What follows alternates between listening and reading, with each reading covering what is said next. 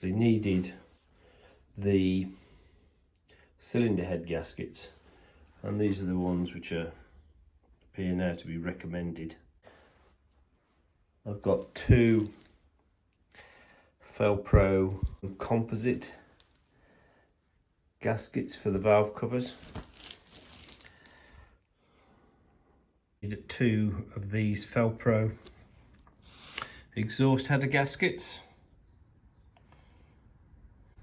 and two of these, and some high temperature silicon sealant for use on the exhaust manifold gaskets and the valley pan.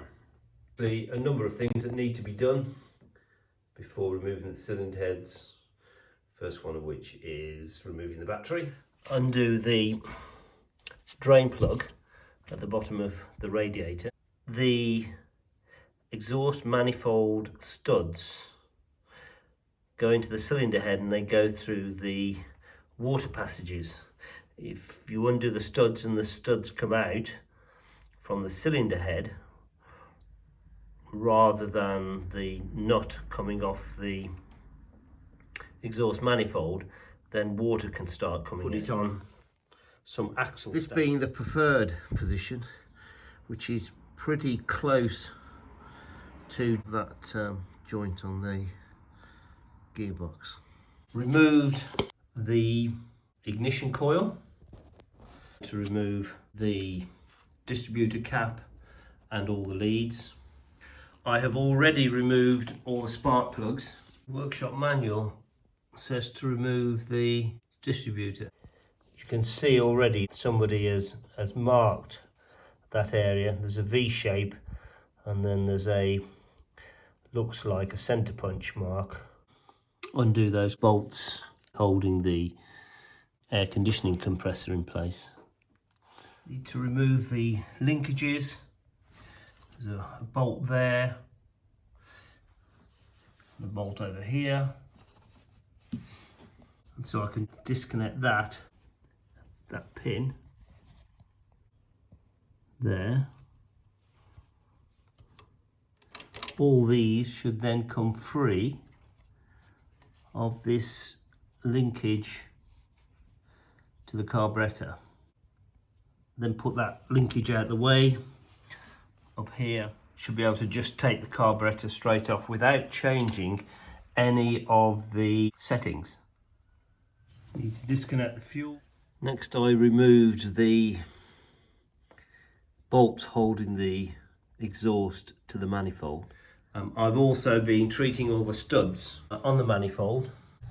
There are 6. This is the right hand side of the car. There's one just down there. There's another one on this side, the front of the engine. There's one there. There's one there, that side of the downpipe. And then there's another one on the other side of the downpipe. When off the car, they look like this. So there's the nut end, there's the threaded portion. And then there's one there. That would appear to be 2 nuts. So that's the valley pan without the inlet manifold on top.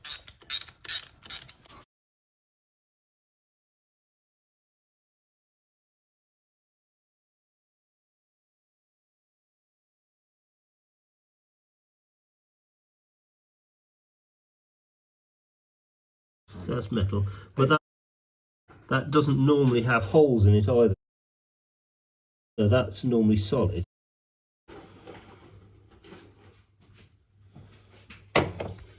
Is that a duplex chain? Can I see a duplex chain? Thing.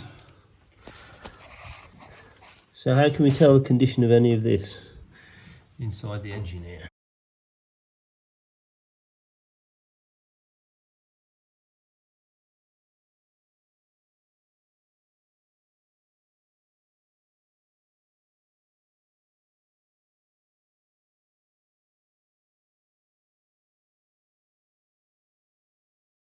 So we've removed all the push rods from that side.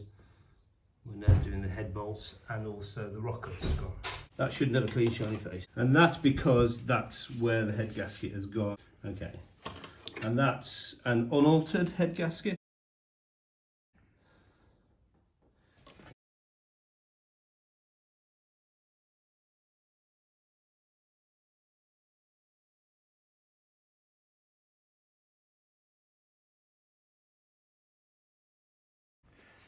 When you examine the gasket closely, those little slots, it's pretty much blocked.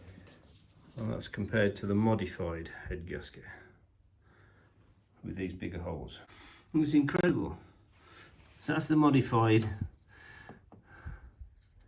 slot for water, and that actually now fully opens up that particular hole, or those holes. Look at that. Perfect. The valve train's back on. The exhaust manifold's on. Well, that's as far as we got. I can finish it off. However, the manifold is cracked underneath, you can't see it. And I'm going to have to get a replacement. So both heads are back on. The manifold's in place.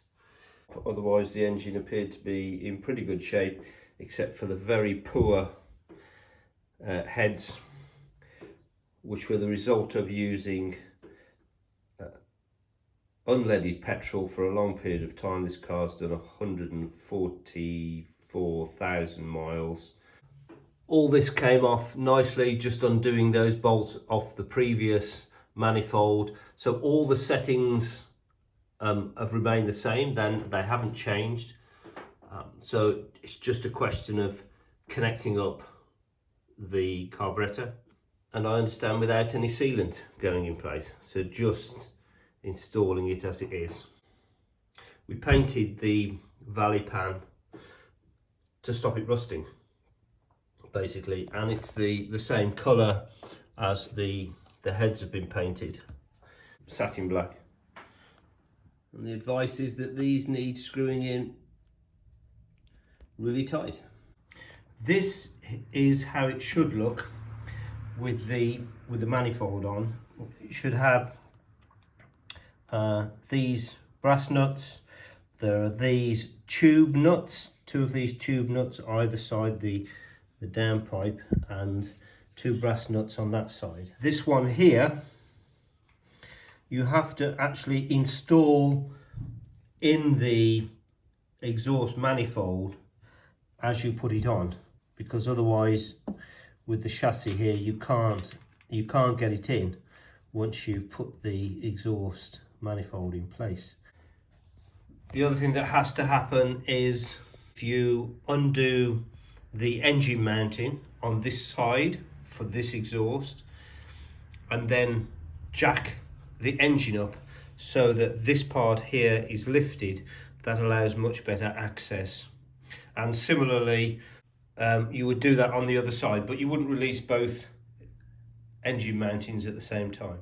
With regard to the alternator, although the instructions in the manual tell you to remove the alternator, it wasn't necessary.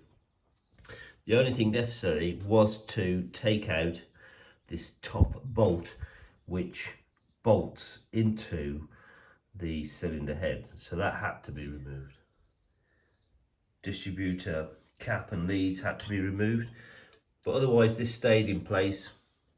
It was just a question of doing a little bit of manoeuvring to remove the head. When lowering the engine again, you'll note that the engine mounting has a pin which has to drop into a hole on the chassis mounting point. It took a good few whacks to get the engine mounting to drop back into place. We've added water, turned the engine over without the coil being connected, just to get some oil in the system. And now this is the actual first startup with fuel. So let's just see how it goes. Okay, and if it starts to really rev high, knock it off on the accelerator. Yeah.